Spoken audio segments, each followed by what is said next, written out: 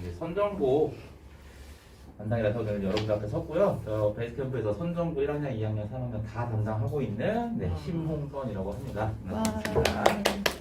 오늘 여러분들 학원은 제가 간단하게 국어가 선정고에서 어떤 정도로 이제 어렵고 학생들이 어떻게 공부를 해야 선정고에서 국어를 잘 받을 수 있고 특징은 어떤 것들이 있는지, 그래서 거기에 맞춰서 저는 학생들하고 어떻게 하고 있고 그것이 어떤 효과를 받는지 뭐 이런 것들을 가볍게 여러분들한테 좀 말씀을 드리고 나중에 또 기회가 되면 더 말씀을 드리도록 할게요. 자, 일단 작년 시험 범위를 이제 제가 갖고 왔는데 요 단원명이 중요해서 여러분들한테 보여드리는 건 아니고요. 기본적으로 다른 학교와는 다르게 교과서 시험 범위가 출제되는 건 기본인데 3월달, 뭐 6월달, 9월달, 11월달 모의고사를 매 학년마다 보는데 그때 모의고사가 항상 시험 범위에 들어갑니다. 이게 좀 특징적인 거라고 할 수 있을 거고요. 그래서 모의고사가 이제 3월달에 우리가 다음 달에 있을 건데 그것도 아마도 올해도 중간고사 때 그게 들어갈 걸로 예상이 돼요. 그럼 여기에서 생기는 이제 어려움은 어떤 것이냐?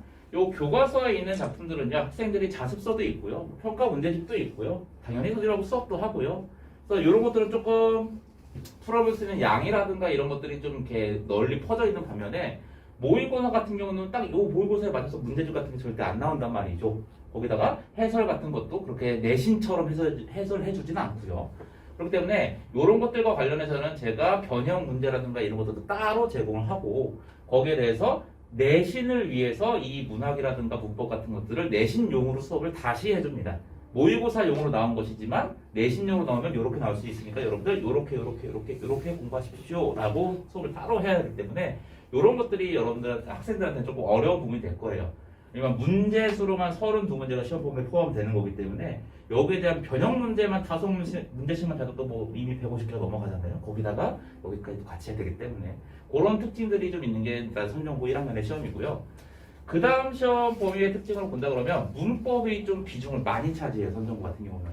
지금 제가 여기 의문의 변동이나 한글 맞춤법 이렇게 두 단어를 적어놨는데 한 반 이상의 다른 학교들은 요 두 단원이 잘라져서 학기 그 중간하고 기말때 나눠져서 시험 범위에 포함이 돼요. 어떤 학교는 이제 중간고사는 요 의문을 보고서 문항, 기말고사는 맞춤법 보고서 문항 요렇게 되는데 선정고는 특이하게 보통은 이걸 같이 넣더라고요. 같이 넣었을 때 학생들이 어려운 건 뭐냐? 학생들이 문법 어려워합니다. 어려워하는데 그 문법의 양이 되게 많은 상태에서 문학도 들어가는데 모의고사 문학 들어가고 모의고사 문법 들어간다. 그래서 비교적 다른 학교들에 비해서는 시험 범위가 상당히 많은 편이다 라고 일단 특징을 첫 번째로 내릴 수 있을 것 같아요.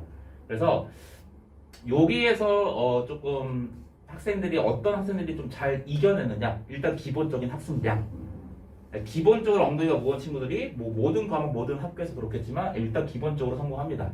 왜냐면 특히 문법 같은 경우는 학생들이 여러분들도 그러실 거예요. 한국인인데 한글로 된 거 읽고서 뭐 그것 정도는 공부 안 해도 할 것만 같거든요.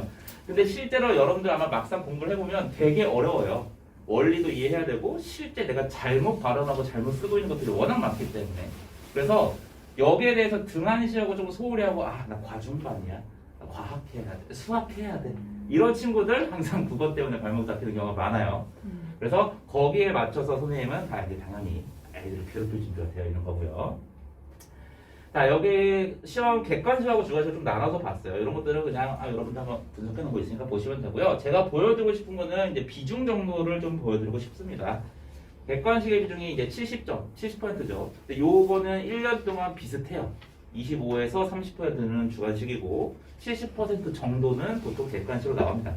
일반적인 형식으로 볼 수 있을 것이고 이거는 해마다 선생님들의 의도에 따라 달라지긴 하겠지만 문제 제가 분석을 했을 때 난이도 상중하로 봤을 때 상 문제의 비중은 좀 적은 편이에요.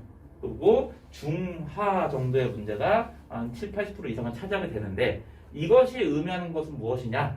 기본적인 내용을 실수하지 않고 아는 것만 풀어내도 이 정도 기본은 맞추고 그 다음에 그 이상의 것, 2차원적인 것을 좀 더 내가 맞춰줘야 1등급이 가능하다. 실제로 제가 봤을 때는 야 이거는 좀 어려웠다, 이건 좀 어려웠네, 이번에 등급컷 이렇게 했네 라고 예상한 것보다는 3점에서 5점 정도 등급컷이 더 높아요.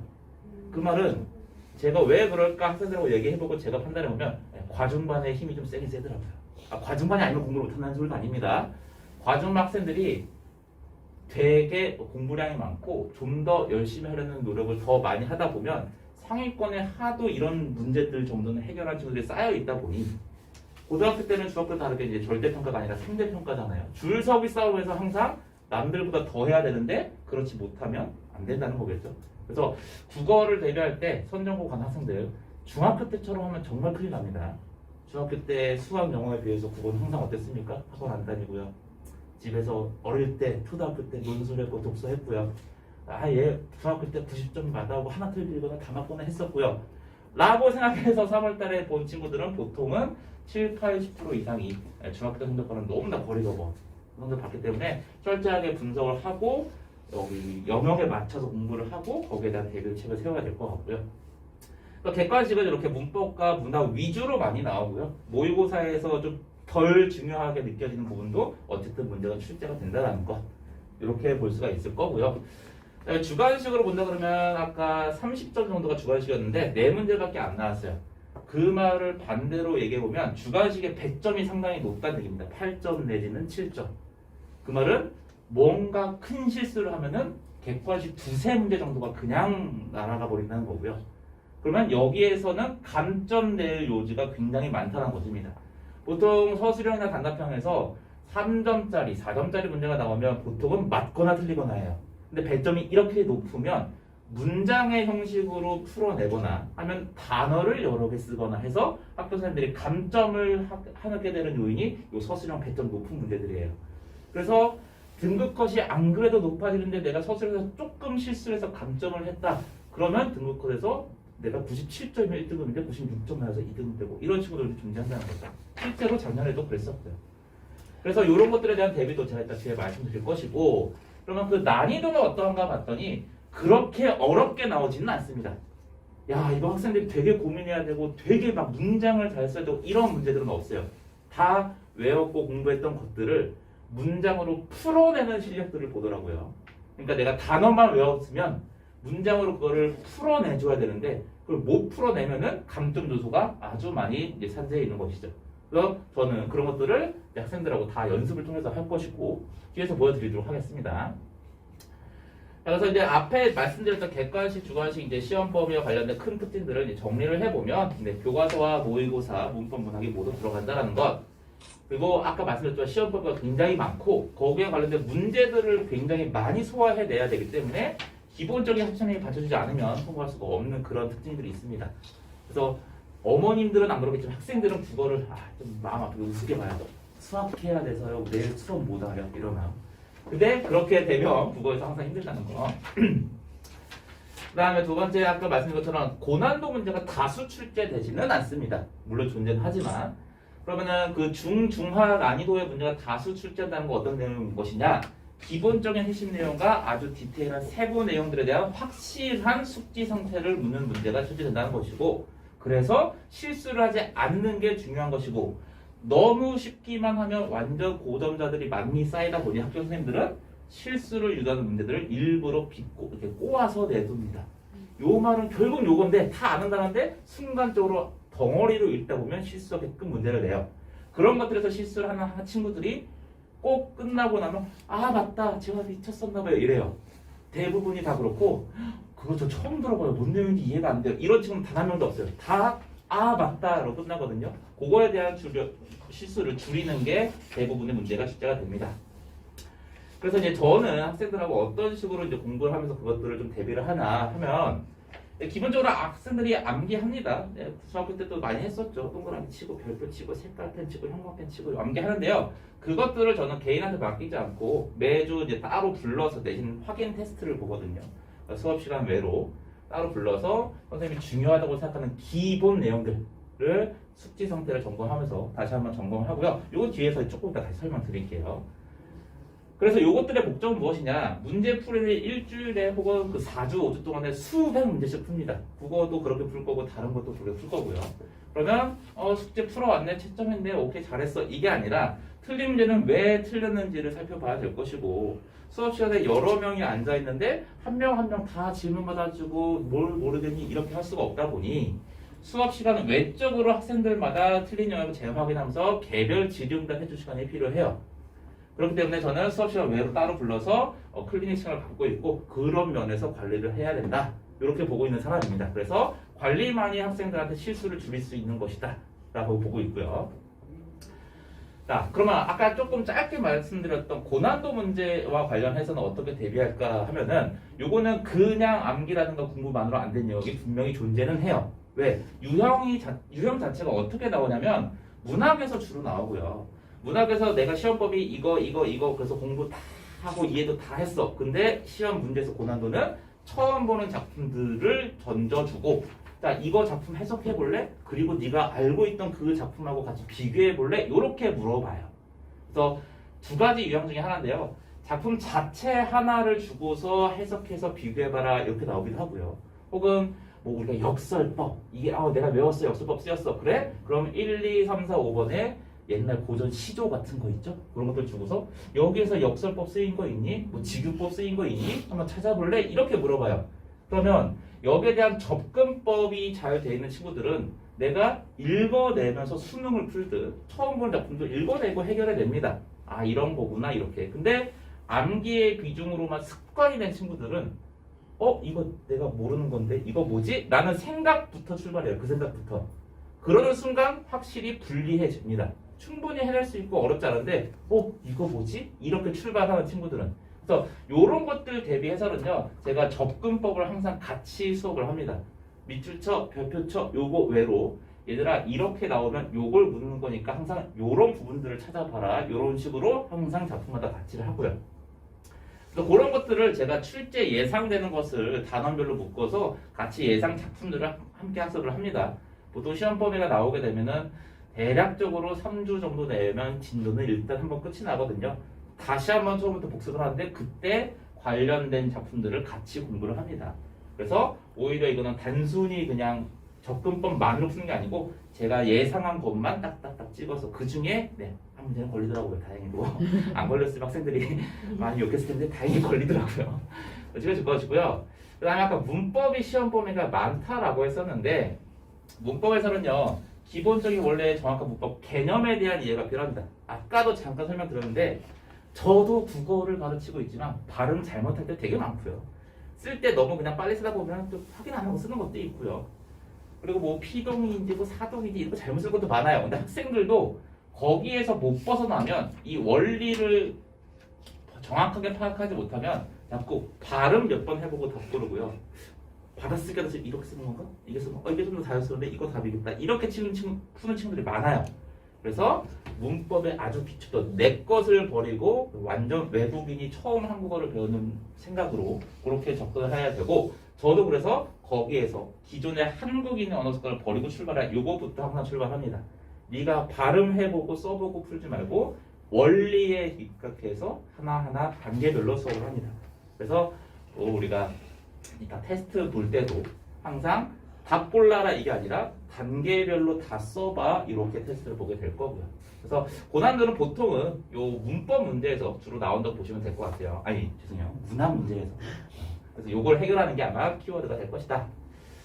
자 대표 적중 문제에서 어떻게 하면 볼 건데요. 제 자랑하는 시간은 아니고요. 되게 잘났으면 모든 학생이 100점이었을 그렇진 않고 우리가 문제를 수십 문제, 수백 문제 풀고 테스트를 보면서 확인도 하는데 대부분 5, 60% 이상은 거기에서 다 연관돼서 우리가 출제가 됐고 확인이 됩니다. 그래서 학생들이 다 맞추는 거고요. 근데 요것 정도는 거의 똑같게 나왔네. 요것 정도는 다행이다 싶었던 것들만 예시로 한번 보여드리는 거고 왼쪽에 있는 게 이제 교과서 시험 범위라서 출제된 거였어요. 윤동주의 자화상이라는 시였는데 저는 그러니까 윤동주 작품이네 뻔하지 하면서 윤동주의 작품 출제될 가능성이 높은 것들을 쫙 한번 봤었고요.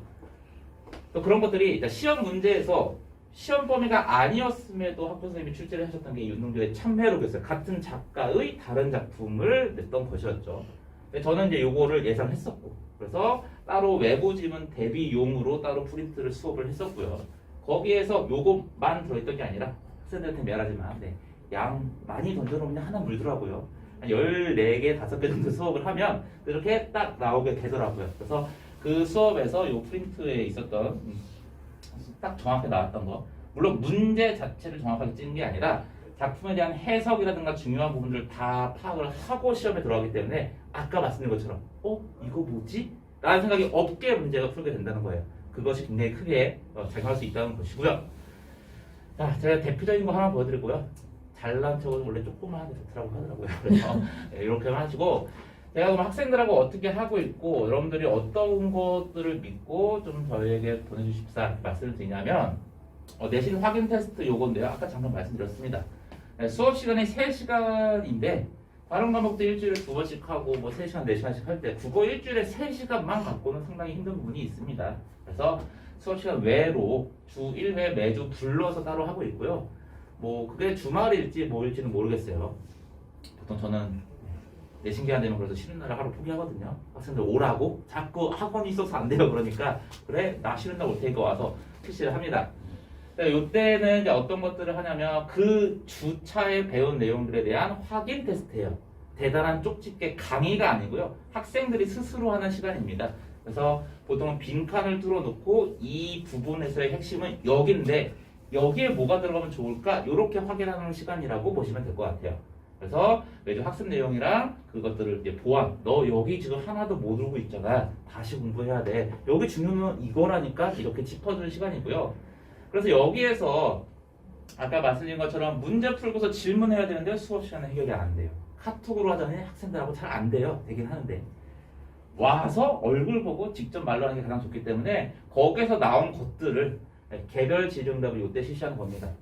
모든 학생들이 그랬으면 좋겠는데 몇몇 학생들만 그렇게 얘기를 해요. 질문하고 싶은데 질문이 많은데 해도 되나요?